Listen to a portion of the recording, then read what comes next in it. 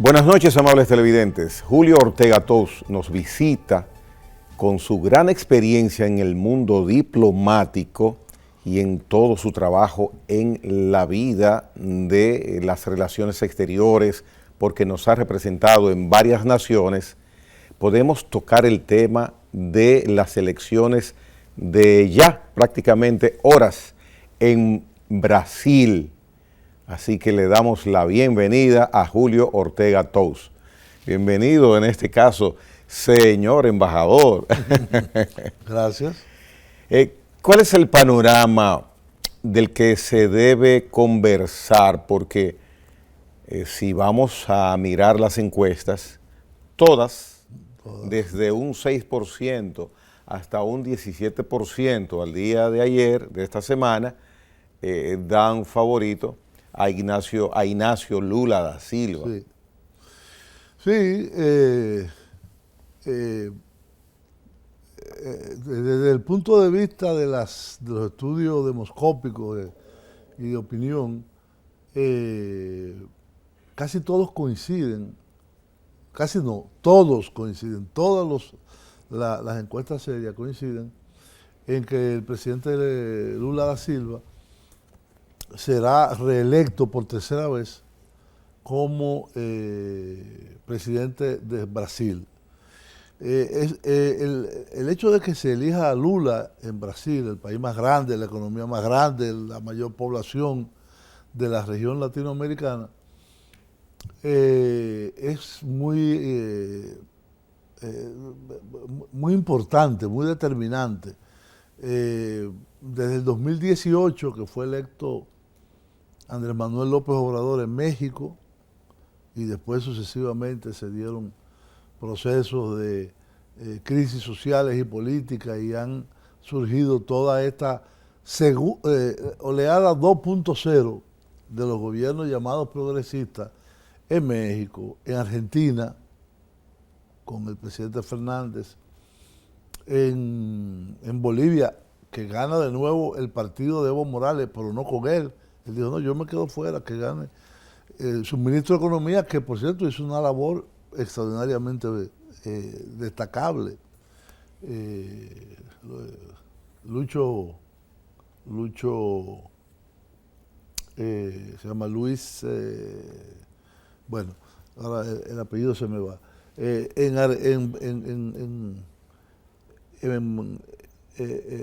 En Perú gana Pedro Castillo, que también es de un partido de izquierda. En Chile gana Boric.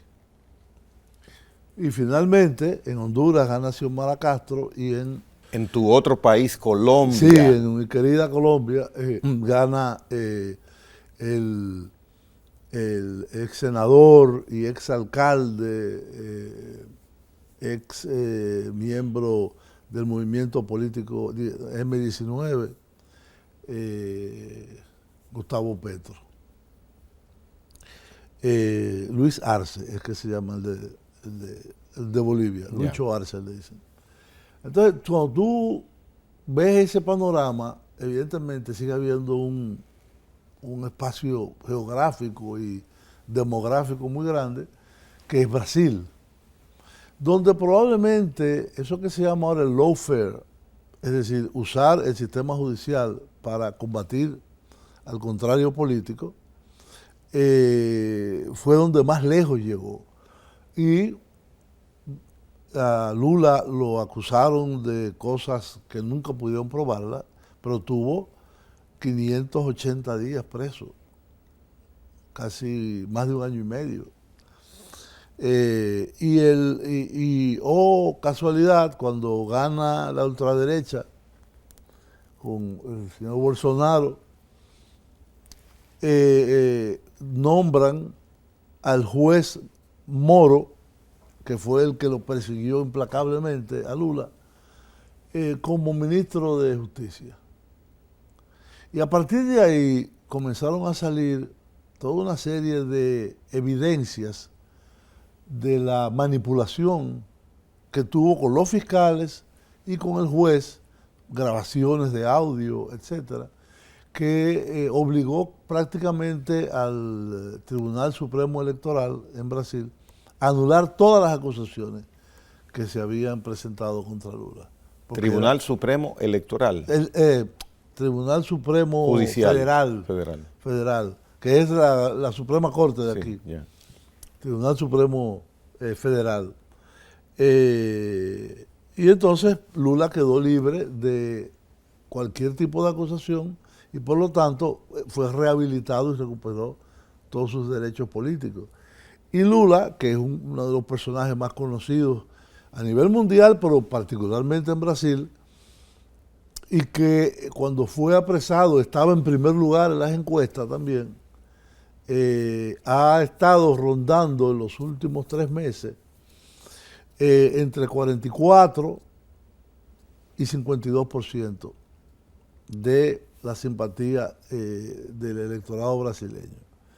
La situación no es tan sencilla como solamente ganar unas elecciones, porque el gobierno de Bolsonaro es el resultado de lo que ellos llaman las 3 B: la bala, la Biblia y el buey. Es decir, los militares que controlaron Brasil por 20 años prácticamente, del 64 hasta mediados de los 80, después de un golpe militar muy largo, y que era el ejército el que gobernaba, las Fuerzas Armadas. Y evidentemente Lula no tiene mucha simpatía en las Fuerzas Armadas, y Bolsonaro sí, que era capitán en aquel momento cuando se dio el golpe de Estado. Esa es una de las B. La Biblia es algo muy sintomático de Brasil, y es que el 34% de la población de Brasil son evangélicos, de distintas denominaciones. Porque si donde hay un movimiento grande de evangélicos, hay decenas, quizás cientos de iglesias distintas. Y ese crecimiento de los evangélicos, de hecho yo a veces oigo aquí en la televisión algunos programas evangelistas de Brasil, es una de las bases más importantes, porque son muy conservadores, no todos, pero la mayoría de ellos son extremadamente conservadores, y Bolsonaro ha sabido usar mucho el sentimiento conservador de los evangélicos en Brasil. Y el tercero, el llamado buey, es el componente del agronegocio en Brasil, que ha desmontado casi 1 millón de kilómetros cuadrados de la selva amazónica para convertirlo en pastizales de ganado, y que está teniendo un impacto mundial en el tema del cambio climático. Entonces esto propiciado por el gobierno de Bolsonaro. Sí. Ellos siempre han tenido incidencia. Económicamente, ¿Bolsonaro justifica esto, claro, o socialmente? Claro, social y económicamente. Justifica lo que está pasando y dice que ellos son los dueños de la Amazonía, y que por qué Europa desmontó todos los bosques que había en el siglo XVII y Estados Unidos gran parte de las reservas naturales que tenía, y ellos no pueden usarlas de ellos. Y eso es un sentimiento que despierta un cierto nacionalismo. No te metas con mi país. Pero evidentemente la selva amazónica no es un patrimonio brasileño, también es de Perú, donde nace el río Amazonas, también es de Colombia, también es de Venezuela, también es de Bolivia, pero el 80% de la selva amazónica está en Brasil. Tú tienes una peculiaridad, y es en la observación de las situaciones y de los personajes de la política exterior. En el caso de Jair Bolsonaro, es un gobernante controvertido prácticamente en todo momento, sí, desde que inició. Él es un Trump tropical, vamos a llamarle. Bueno, mira. Se parece mucho en muchas cosas a Trump. Bueno, habría en que la ver. Ideología. Sí, pero también habría que ver desde con qué connotación desde ese punto de vista que tú lo mencionas se puede hacer el símil, si es una loa o una crítica. Por eso es Para mí es una crítica. una crítica. Para mí es una crítica porque evidentemente Trump, hay mucha gente que dice ciertamente, con razón, Trump, a diferencia de todos los otros presidentes norteamericanos, sean demócratas la gran mayoría o republicanos, nunca inició una guerra. Nunca inició una guerra en los 4 años que estuvo. Al contrario, comenzó a negociar con los talibanes. Y llegó a un acuerdo con los talibanes en esas negociaciones que se llevaron a cabo en Qatar para la salida de las tropas norteamericanas de forma ordenada. ¿Qué fue lo que no hizo el gobierno de Biden? Primero, que no cumplió el acuerdo con los talibanes de la forma como se planteó, sino que lo extendió y se le presentó un derrumbe. El tema de Trump es interesantísimo. Sí. No permitamos que nos robe. No, lo que quiero decir, que tú me dices, ¿por qué comparo a Bolsonaro con Trump? No, exactamente esa no es la pregunta, sino básicamente para poner a Lula a un lado por un momentito en este conversatorio. Es primordial Es que también Lula. No se puede hablar de Lula sin hablar de Bolsonaro. Precisamente es lo que quiero preguntarte. ¿Le das qué tipo de evaluación y calificación al talento que Bolsonaro pueda tener? ¿Es astuto, inteligente, es impredecible, no es táctico ¿De qué manejando? ¿De 0 a 100? En torno a críticas, sí. Pero, es Bolsonaro rústico, de 0 a 100, ok. De 0 a 100 le doy menos 10. Wow. Primero, mira, el problema social en Brasil se ha agravado, y el hambre. Hay 80 millones de personas que han entrado en condición de hambre en Brasil. El problema de la Amazonía y de los privilegios hacia los terratenientes se han incrementado.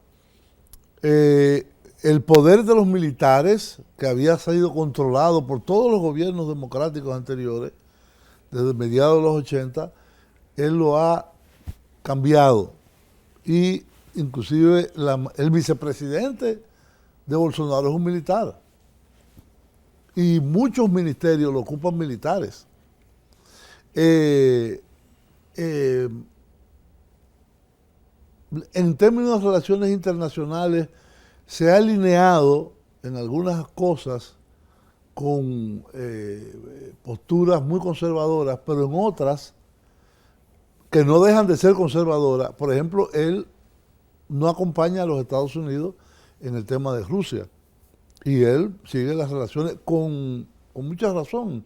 Rusia le compra muchísimas cosas y ellos venden muchas cosas a Brasil.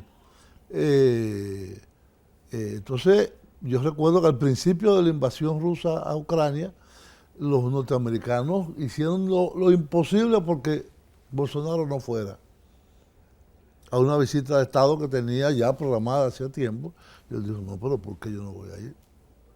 Yo no me tengo que meter en ese juego de superpotencias entre Estados Unidos y Rusia.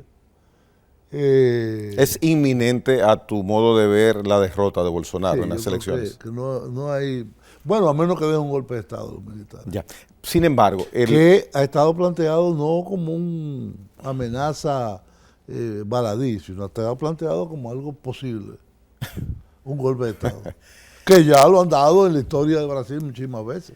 Para Lula va a ser una situación quizás un poco diferente, porque a pesar de que hay esa situación de desventaja para el ciudadano en masa en Brasil, las condiciones económicas, por varias razones del mundo que va a encontrar Ignacio Lula da Silva, son diferentes y atípicas. Sí. ¿Tiene Lula la astucia del manejo de la situación cuando está haciendo gobierno de insertarse y poder tomar medidas como inicialmente tomó en situaciones normales cuando llegó la primera vez al poder, a tu modo de ver? Bueno, yo pienso que es uno de los políticos más maduros y más astutos. Lula se convirtió, no se convirtió y es un líder regional en Latinoamérica, pero es un líder en África y es un líder de las llamadas economías emergentes, de los BRICS.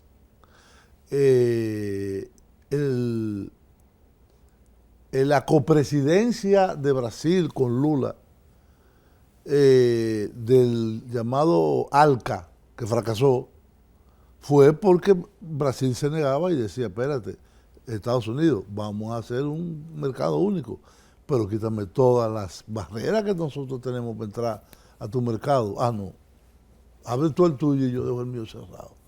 Y yo, así no. Y ahí fue que se empantanó, y todo eso fue dirigido por el canciller de Lula, que es un hombre también de mucho prestigio, Celso Amorín. ¿La acompañará de nuevo, piensas? No lo sé, no lo sé. Yo ahí ese tipo de detalles no sé. Ya. Pero Lula, en cierto sentido, para consolidar su ventaja, es lo que se ha llamado, ha hecho un viraje al centro. Los temas sociales lo ha mantenido como de primer orden, es decir, el tema del hambre, el tema del acceso a los derechos, etc. Pero, por ejemplo, si tú buscas el candidato vicepresidencial es de derecha, el señor Akim, que fue además uno de los que disputó la presidencia cuando él fue presidente y fue gobernador del estado de Sao Paulo.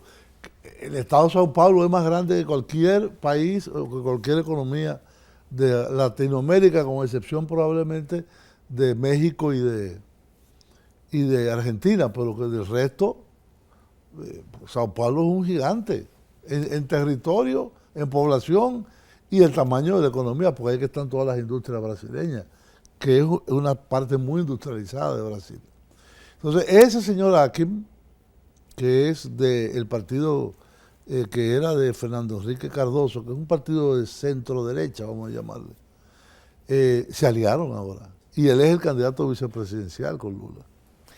Finalmente, con el tema de Brasil, la reacción que pueda tener Lula siendo presidente nueva vez, cuando el hombre tenga el poder y reaccione políticamente a lo que le sucedió, a lo que le provocaron injustamente, pensará él, ¿podrá influir en su manera de gobernar algún tipo de retaliación? Mira, a Lula estando en prisión, murió un hermano y no lo dejaron ir al entierro. Murió su mujer de toda su vida y no lo dejaron ir. Murió un nieto de 7 años de meningitis y estuvieron al punto de no dejarlo ir. Hacia el último día le dieron el permiso para que fuera al funeral. Pero Lula ha demostrado con hechos que es un tipo que no guarda rencores. ¿Y eso se lo impidió el sistema o la decisión política? Bueno, era una mezcla de ambas cosas. Es decir, el retrasar en el sistema judicial, darle permiso a un reo para ir a un entierro de su esposa o de su hermano mayor o de su nietecito de 7 años, es algo que no puede tomar mucho tiempo, es decir, que vaya. Claro. Eso no puede ir, que tiene que ir a la Suprema Corte, que tiene que ir aquí, que tiene que ir allá. Y ahí fue que el retraso de la autorización le impidió ejercer un derecho básico, que es despedir a sus seres queridos. Y él Él lo ha dicho varias veces, yo no tengo el más mínimo rencor hacia las personas que me hicieron tanto daño. Ya. Lo que este país tiene que resanarse de esas heridas. Ha utilizado ese término, resanarse. Sí. Ya. Vamos, Julio Ortega Toz, a hacer una pausa y retornar con un tema en el orden internacional tan importante como este que hemos acabado de tratar sobre Brasil y sus elecciones en cuestión prácticamente de horas. En breve retornamos.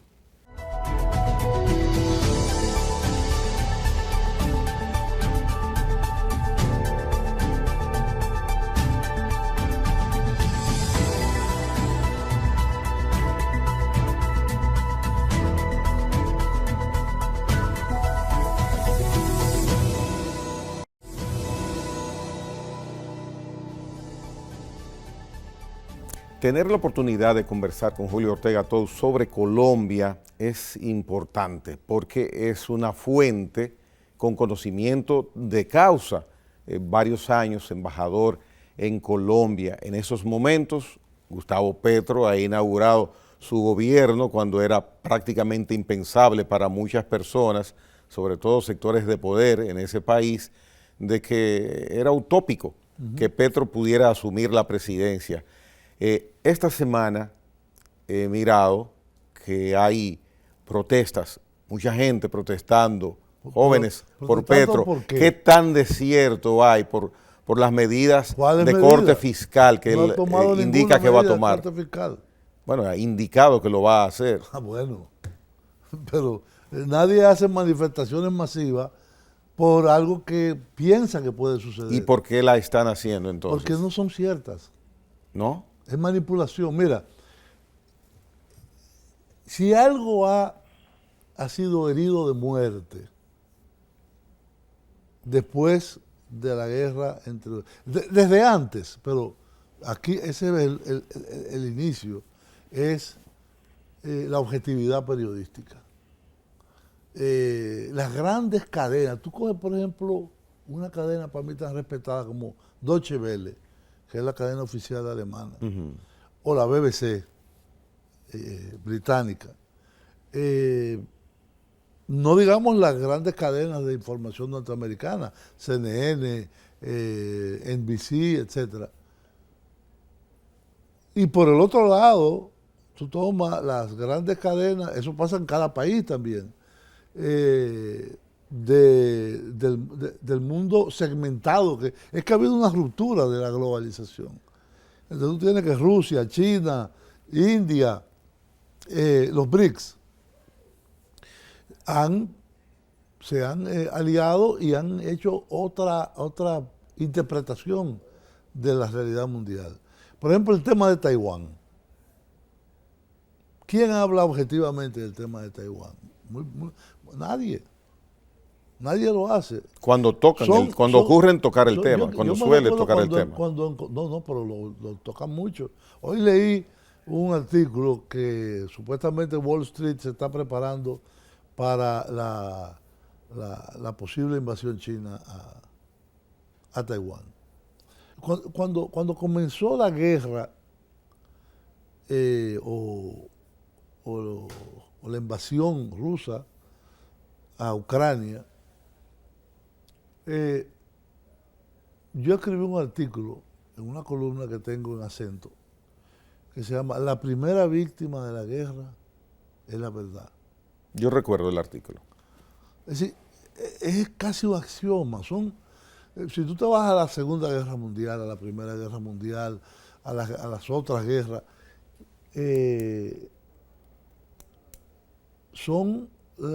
la información es propaganda de guerra, no es información objetiva. No la hay. Por ejemplo, cuando la Segunda Guerra Mundial, ¿quién podía informar de lo que estaba haciendo Alemania? Alemania. ¿Y qué decía Alemania? Que todo lo de ellos iba de maravilla. Lo mismo pasaba con el bando de los aliados. Entonces, estamos prácticamente retornando a una situación de información y periodismo de guerra. a pesar de que hay un instrumento que no está en el control de las grandes cadenas, que no está en el control de los gobiernos totalmente, aunque sí pueden hacerlo parcialmente, que son las redes sociales. Ayer veía, ¿dónde fue que vi? Ah, en Irán. En Irán cortaron el internet por las manifestaciones de las mujeres contra el velo islámico. La cortaron, simple y llanamente, que no haya más. Hemos visto que ha desaparecido de la comunicación. No, es que no hay información. Y estaba creciendo, día por día se sumaban mujeres quitándose su vuelo. Y una represión bastante dura. Sí. Y las mujeres hastiadas de un régimen feudal prácticamente, en que no le otorga ningún derecho. Entonces, por cierto, yo que conocí muchas iraníes cuando viví en París, son unas mujeres preciosas, pero no pueden enseñar la cara prácticamente. La cara sí, pero no el pelo. No es como en Afganistán, que es la burka. La burka completa. Sí. Ahora bien, en cuanto a Colombia, ¿qué ambiente hay de tensión o no tensión en la sociedad? Yo estuve en Colombia hace un mes. A causa de Petro. No, después de la toma de posesión. Ya. Estuve en Colombia, de visita, amigos. Y para tomar el tacto, yo te diría que tendría ya, Petro tiene dos meses más o menos en el gobierno. Yo fui hace un mes, tenía un mes. Evidentemente hay una fractura social importante porque las personas más acomodadas y las personas que diríamos se beneficiaban del status quo anterior, tienen miedo, entre comillas, de qué va a hacer Petro. Y evidentemente Petro no va a dejar las cosas como están. Él tiene que enfrentar algunos males fundamentales. Por ejemplo, el tema de la paz en Colombia. Él lo trató en una entrevista que le hizo a Radio Caracol en Nueva York. Él dice, sin cumplir con los acuerdos de paz de Santos, y el primer punto del acuerdo de paz es el problema de la tierra. Nosotros tenemos el gobierno tiene que adquirir 6 millones de hectáreas. Para que ustedes tengan una idea, 1 millón de hectáreas, una hectárea tiene 18 tareas de las que usamos aquí. Uh-huh. Entonces son 6 millones de hectáreas, son, bueno, qué sé yo, casi 700, 800 millones de... Toda la tierra que uno que puede no hay imaginar. Aquí esa cantidad de tierra. Y la tienen que adquirir en lugares muy específicos para bajar la conflictividad social en esa zona. Porque mucha gente no entiende que el conflicto en Colombia es un conflicto por el control de la tierra, la negativa de los grandes propietarios de tierra para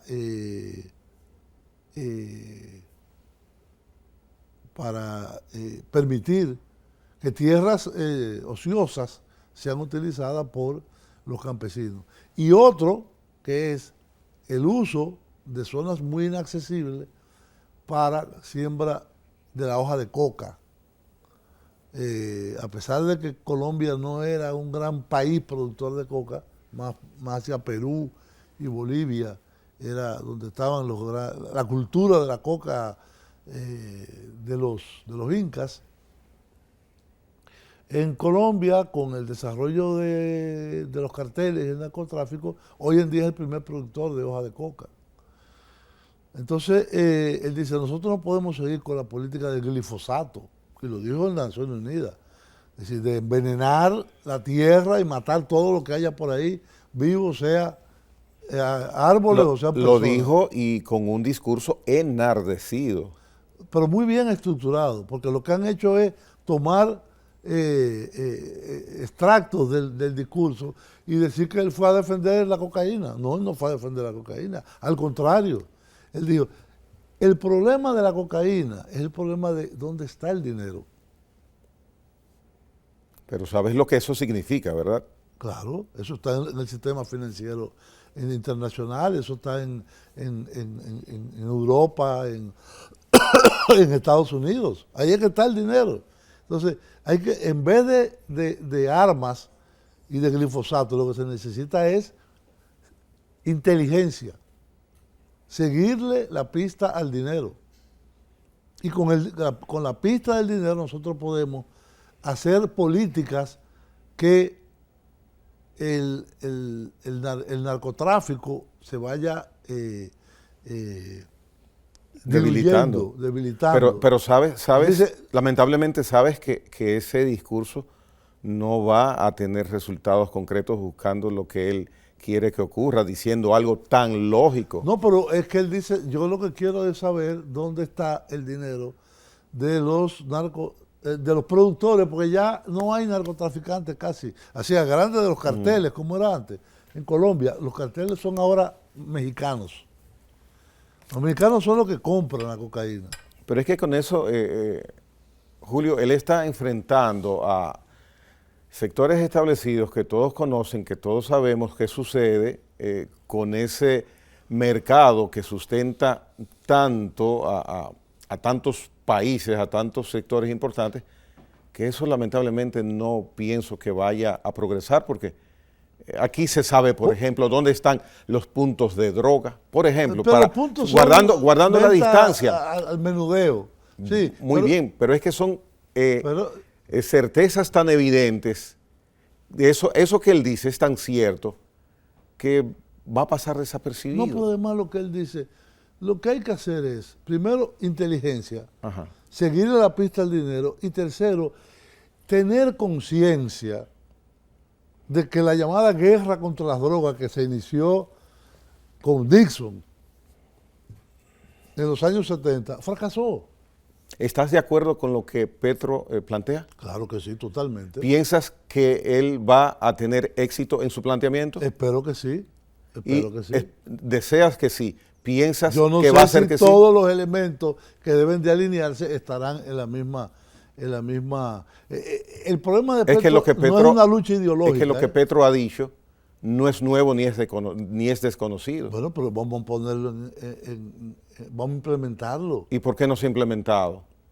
Por los intereses. Son los miles y miles y miles de millones de dólares que mueven esos intereses que están detrás del narcotráfico y del lavado del dinero del narcotráfico. Que es lo que él dice, vamos a seguir en la pista del dinero.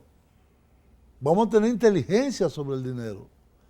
Y ahí vamos a saber que no es un campesino del Valle del Cauca que tiene 2 hectáreas plantadas de hoja de coca porque se la compran además.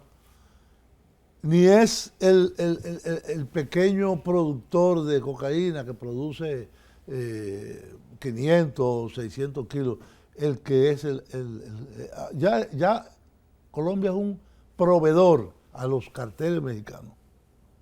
Que es mucho decir. Colombia no tiene grandes estructuras de llevar la droga a los Estados Unidos.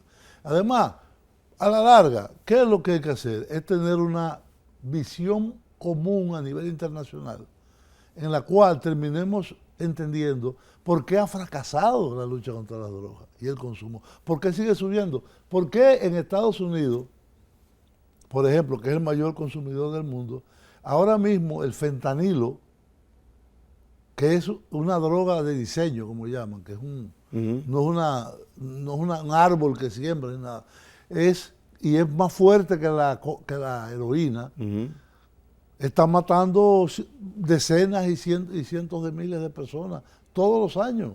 Y él dice, de aquí a 20 años vamos a tener 1 millón más de muertos en Latinoamérica y 2,5 millones de muertos en Estados Unidos si no modificamos esta política.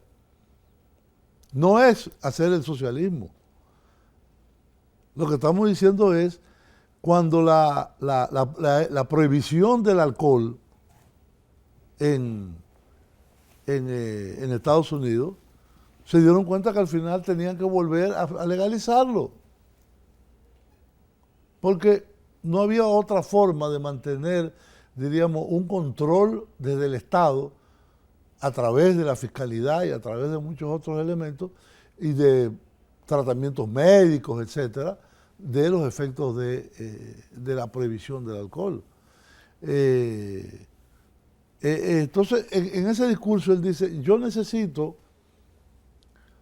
en pesos colombianos, que nosotros no lo vamos a entender, 60 billones, billones son millones de millones de pesos, para comprar la tierra y poder comenzar a aplicar los acuerdos de paz de Santos. Y eso no puede ser una distracción, un planteamiento para distraer. No, porque él necesita bajar la violencia a nivel de las ciudades y de los campos en Colombia. Es decir, la paz solo se adquiere si tú entregas tierra, si tú creas... Él está buscando ser radicalmente diferente, totalmente diferente a los anteriores gobernantes. No, él dice que el acuerdo que él va a usar y defender es el acuerdo del presidente Juan Manuel Santos. Lo que pasa fue que Duque y Uribe lo torpedearon por todos lados. Quisieron que no se implementara y no se implementó. Por eso ahora tú tienes las disidencias de la FARC, tú tienes la llamada Marquetalia 2, tú tienes ya un nivel de conflictividad que va creciendo. Han matado decenas y cientos de líderes antiguos guerrilleros o líderes sociales o líderes pro derechos humanos en Colombia. Entonces, no es una situación muy fácil la que tiene Petro en sus manos. En estos 2 meses de su gestión, ¿has podido, con el gran conocimiento que tienes sobre lo que sucede en Colombia, en el área económica donde eres muy diestro?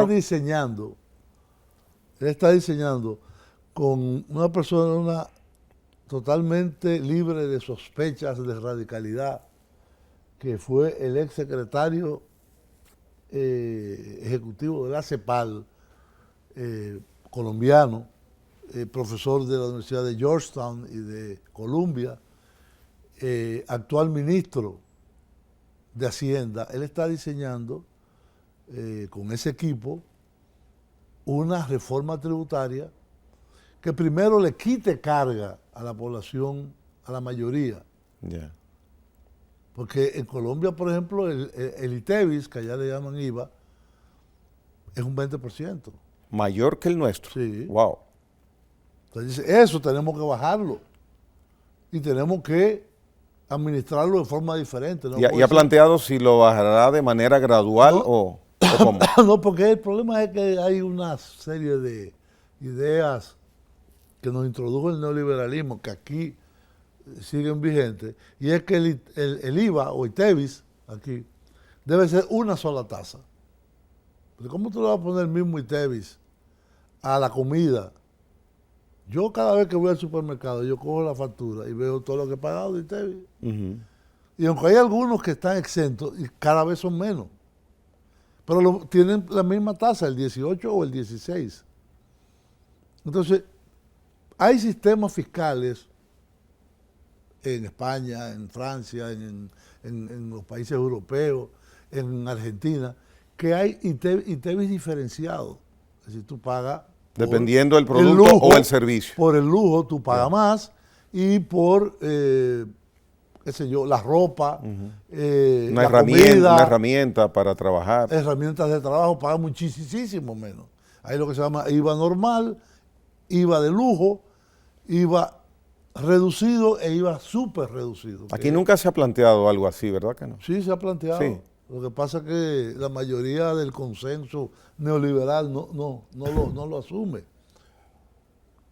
Bueno, tampoco se pudo asumir una reforma fiscal que era necesaria. No, justificadamente no se aplicó, podría decirse. El problema es que la única reforma fiscal que puede funcionar aquí, sin ser otra vez cargarle más a los que menos tienen, es una reforma fiscal a la fortuna.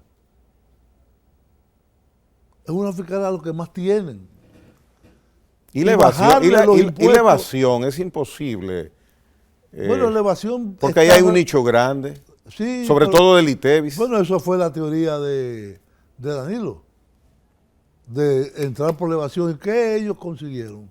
0,5% del PIB. ¿Cuánto necesita este país para realmente tener los recursos internos para hacer políticas sociales como la salud gratuita, la educación gratuita de calidad, pensiones para todos los dominicanos, protección social, etcétera? ¿Cuánto tú necesitas? Tú necesitas por lo menos 6 o 7 puntos del PIB. No es, evidentemente, elevación, hay que combatirla, con medidas decididas. Porque yo estaba oyendo ayer que Shakira tiene ahora mismo una demanda de 8 años de cárcel y creo que son 28 millones de euros por evasión fiscal. Adicional a lo que ya ha tenido previamente que pagar. Exacto. En España pero no juegan pero con eso. Tiene cárcel ahora, incluida. Tú sabes muy bien que a pesar de que es muy diferenciado en Estados Unidos a la señora Hemsley, esta de Hemsley Palace, sí, de los hoteles. La metieron 10 años presa.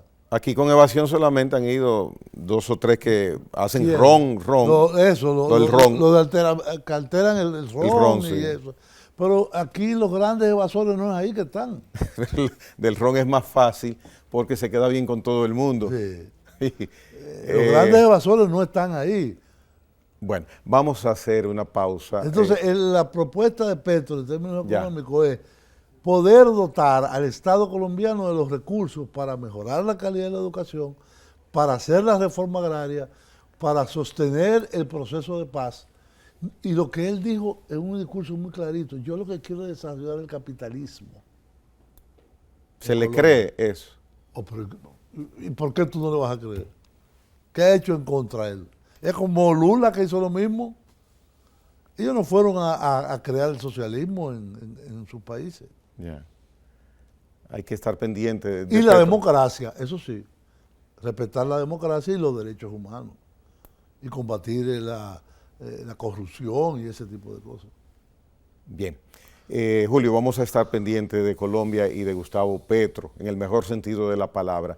Luego de la pausa, el tema final va a ser también en el orden internacional, tan importante como Brasil, tan importante como ha sido lo que Julio Ortega ha explicado sobre Colombia, China en el segmento final.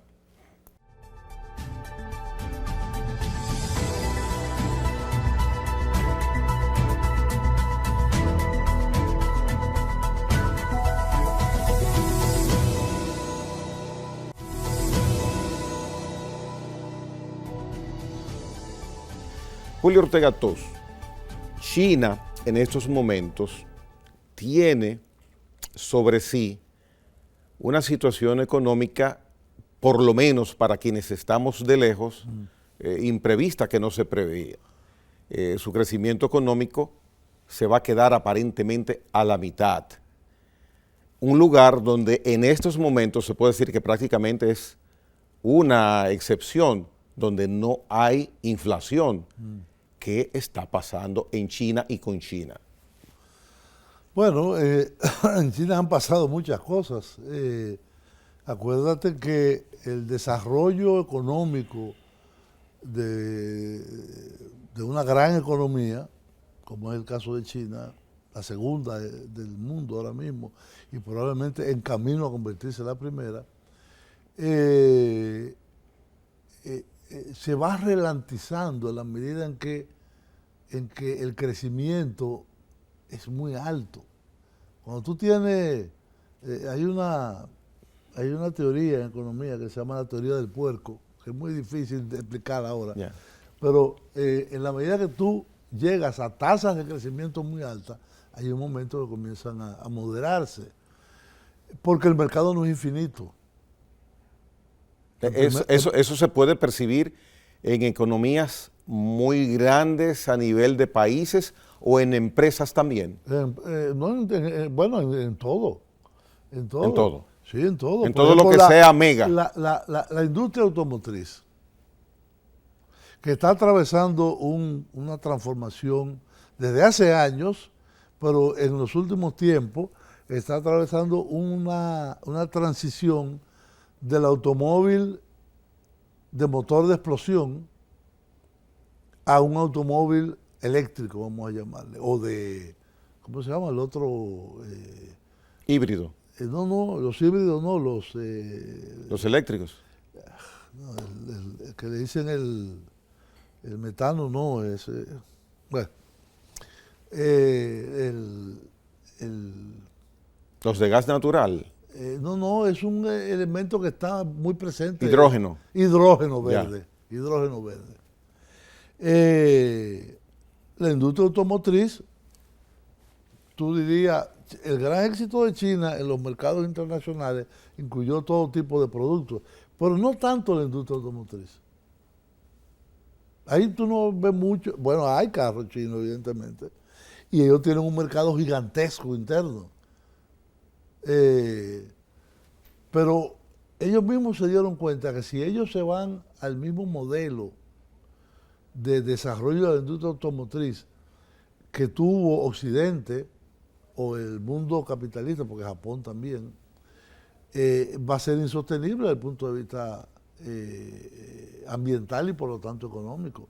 El caso de Pekín es una ciudad que llegó a niveles de contaminación que tú no veías 3 metros hacia adelante por la contaminación de las industrias y de los automóviles. Y ellos se hicieron un plan a 25 años para sacar toda la automoción a explosión, motores a explosión, motores de gasolina y gasoil. En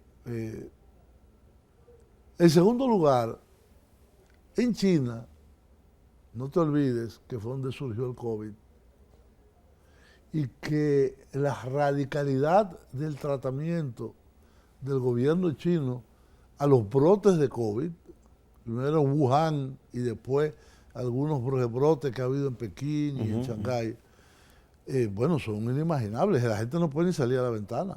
¿Y qué pasa? ¿Eso entonces afecta la producción? Claro, evidentemente. Significativamente. La producción y el consumo. Significativamente. Claro, porque Shanghái es la ciudad más grande, que económicamente el centro financiero más grande. Pero el fuerte de China, entiendo, es la exportación. Pero ¿cómo van a trabajar? Ya. ¿Cómo se juntan en una fábrica? Correcto. ¿Cómo van a montarse en un tren? Es decir, el impacto de la pandemia, además las medidas tan extremas que ha tomado China para controlar el virus, por ejemplo, tú lo puedes ver en el transporte marítimo. Los chinos, las revisiones que le hacen a los furgones son casi microscópicas y médicas. Ya. Han descubierto cepas de COVID en furgones con ese procedimiento. Entonces, la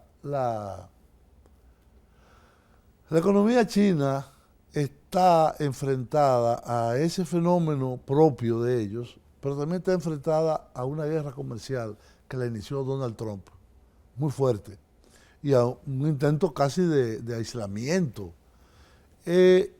Europa no ha sido partícipe de esto,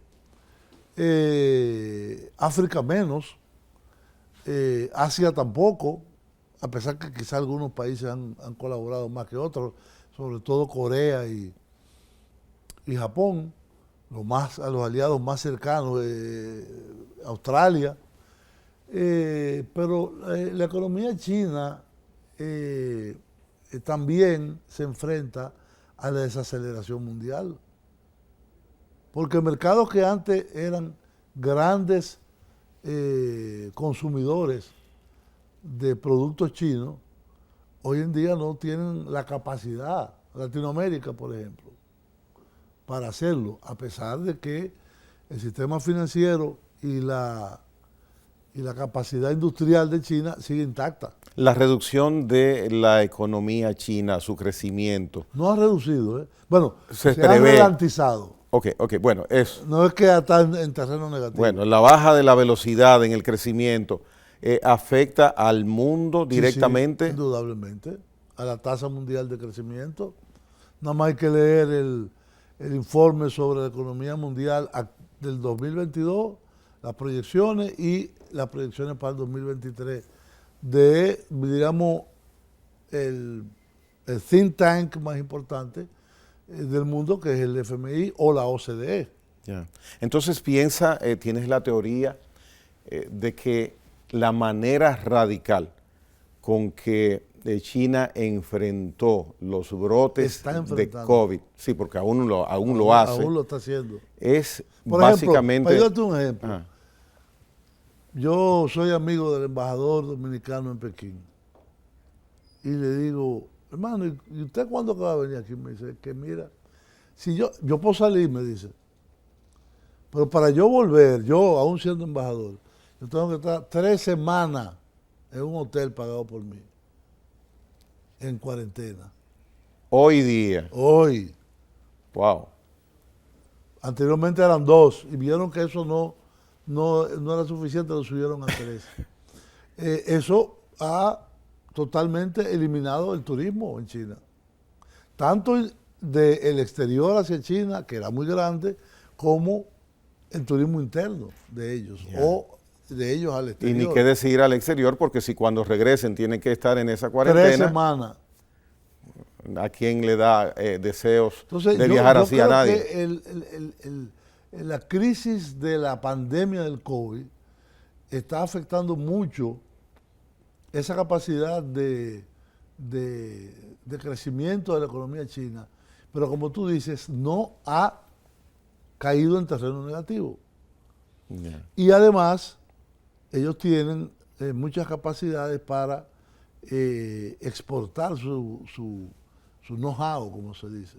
Bueno, Las empresas chinas, bueno, desgraciadamente aquí no hemos aprovechado tanto la apertura de las relaciones diplomáticas, a pesar de que China es nuestro segundo socio comercial. Yeah. El segundo, al Bien. que más le compramos y al que más le vendemos. Julio Ortega Tos, hablamos de Brasil, de Colombia y de China. Muchas gracias. Así que en una próxima ocasión nos tocaremos otros aspectos de conversar con esta persona que hoy hemos visto, siempre nos trae buenas informaciones y análisis. Julio Ortega Tos. Hasta la próxima.